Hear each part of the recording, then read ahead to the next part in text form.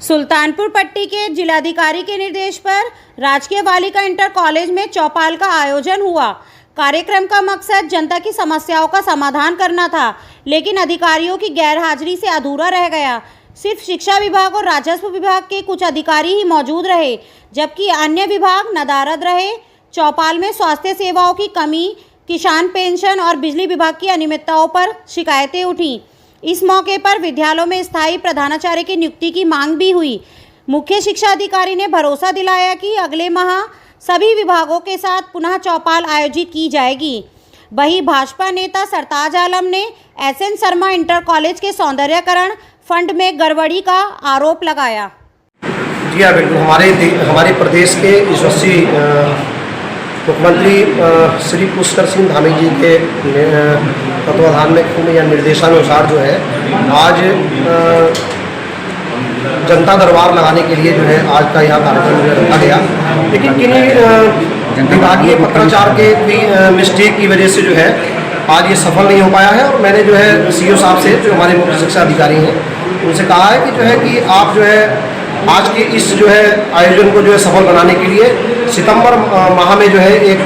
तिथि आप जो निर्धारित कीजिए, और जिसमें जो है सभी विभाग के सक्षम अधिकारियों को बुला करके यहाँ जनता दरबार लगा करके इस कार्यक्रम को सफल बनाया जा सके। और बाकी बात रही यहाँ स्कूल को लेकर के समस्याओं को, तो कुछ समस्याएं सारी बता दी गई हैं, और जिसको संज्ञान में लेते हुए जो है मुख्य शिक्षा अधिकारी ने मुझे आश्वासन दिया है कि जो है कि हम जो है जो भी आरोप प्रत्यारोप जो है विद्यालय प्रशासन पे या यहाँ के अध्यापकों पे लगे हैं, उसकी हम जांच करा करके उसको जो है उसका निराकरण करेंगे। देखा जाए, मैं इस बात को जो है आपकी बात को जो है रखते हुए कि मैंने बीच में जो है एक औचक निरीक्षण किया था, जिसमें जो है जो हमारा जो फूड जो हमारा भोजन बनता है यहाँ पर जो है बच्चों के लिए, उसका मैंने जो है खुद जो है उसका जो है भोजन को मैंने खाया, लेकिन भोजन तो ठीक था, भोजन में कोई शिकायत नहीं थी,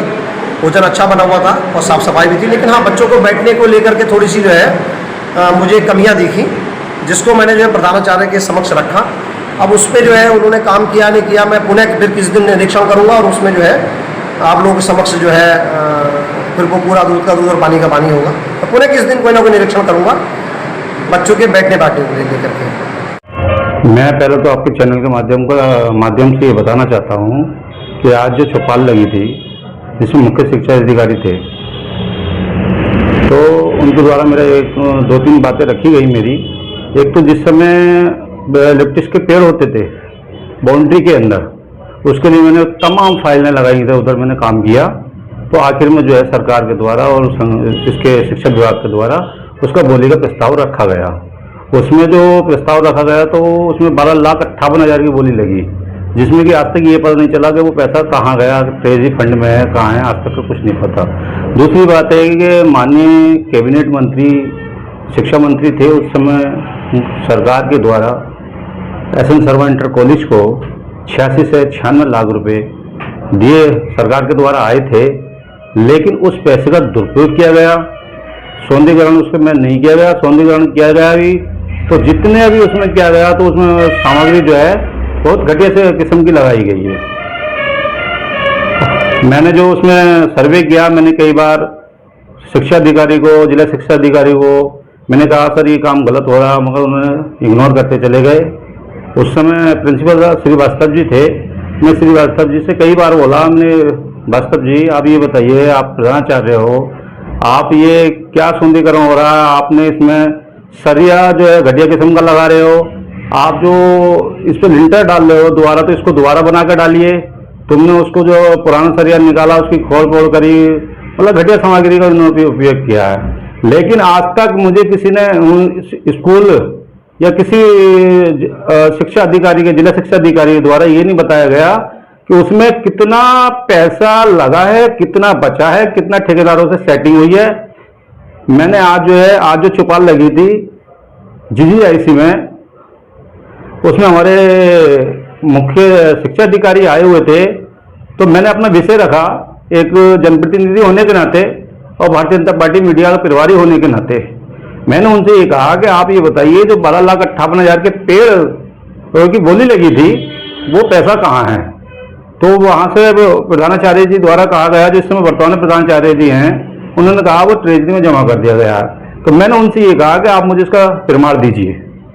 दूसरी बात मैं ये बताऊं कि 86 से 96 लाख रुपए का इतना पैसा लगा नहीं है, इतने में हम नई एक बिल्डिंग बना लेते। और आज मैं आपके चैनल के माध्यम से कह रहा हूं कि आज जो स्कूल की दुर्दशा है बहुत ही खराब है। वो क्यों है? क्योंकि चारों तरफ की बाउंड्री नहीं है। जो पैसा उसमें लगना चाहिए था, मैं मानता हूं सौंदर्यीकरण के लिए पैसा आया, कोई नहीं, मगर जो स्कूल के चारों ओर की जो बाउंड्री है, उस बाउंड्री के लिए बाउंड्री क्यों नहीं हुई? इतने पैसे में तो बाउंड्री हो सकती थी। ये नए कमरे बनाने की इतनी जरूरत नहीं थी हमें, ये सौंदर्यीकरण करने की हमें इतनी जरूरत नहीं थी, इतना जितना कि हमें बाउंड्री की आवश्यकता है। हमारे जो स्कूल का वातावरण है वो खराब हो रहा है। मैंने यही उनसे मांग रखी है कि आप 86 से 96 लाख का मुझे, मैं GST के जो ठेकेदार हैं जिन्होंने इसमें काम किया है, उनसे मुझे बिल चाहिए। और मैं बिल के लिए मैंने उनको कहा, मुख्य शिक्षा अधिकारी को, तो उन्होंने कहा ठीक है, हम इसमें आश्वासन देके गए हैं कि हम इसमें जांच करेंगे, बाकी ये देखते हैं क्या होता है आगे। तो आज यहाँ पर हमने माननीय मुख्यमंत्री की जो सर्वोच्च प्राथमिकताएं हैं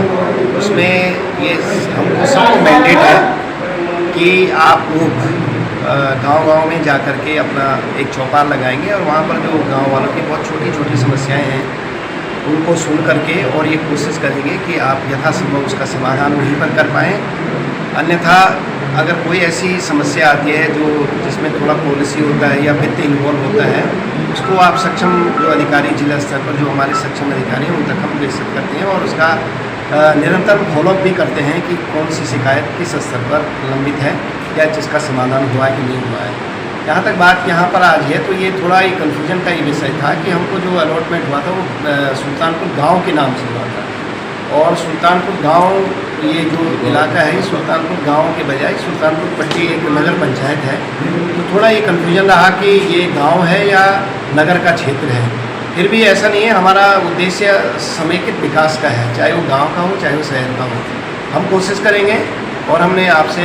वादा भी किया है कि हम सितंबर के महीने में पुनः एक और बृहद जनता दर्शन यहाँ पर करेंगे जिसमें अधिक से अधिक लोग प्रतिभाग करेंगे। अब तो हमारे नए प्रधानगण भी चुन के आगे हैं, उनकी भी बातें सुनी जाएंगी और यथासंभव ये कोशिश की जाएगी कि उनकी समस्याओं का समाधान हो सके। और जो अधिकारियों को अपेक्षा की जाती है यहाँ पर रहने की, उनसे भी हम पुनः अनुरोध करेंगे उनके जो उच्च अधिकारी हैं कि उस दिन उस विशेष दिन को वो अपने जो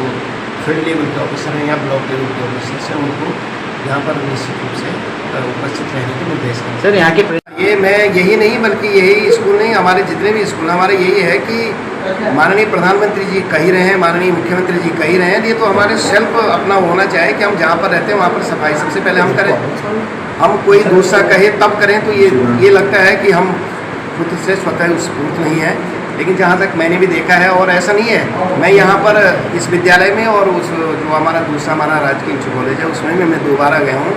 और अपने स्तर से जो निर्देश मैंने अपने प्रधानाचार्यों को दिए हैं दोनों, वो यही थे कि सबसे पहले आप अपने परिसर को अपने वातावरण को स्वच्छ बनाए रखिए और उसके बाद है आपका पठन पाठन का। ये दो चीज़ें आप करेंगे तो निश्चित रूप से जो पब्लिक है जो सोसाइटी है उसमें सर्वमान्यता और आपकी स्वीकार्यता बन जाती है। और अगर ऐसा होता तो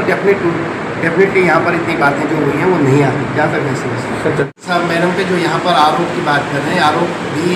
अपने आप में कोई लगा रहे तो कभी कभी होता है ना, जहाँ जहाँ धुआं है वहाँ जहाँ आ गए वहीं धुआं होता है।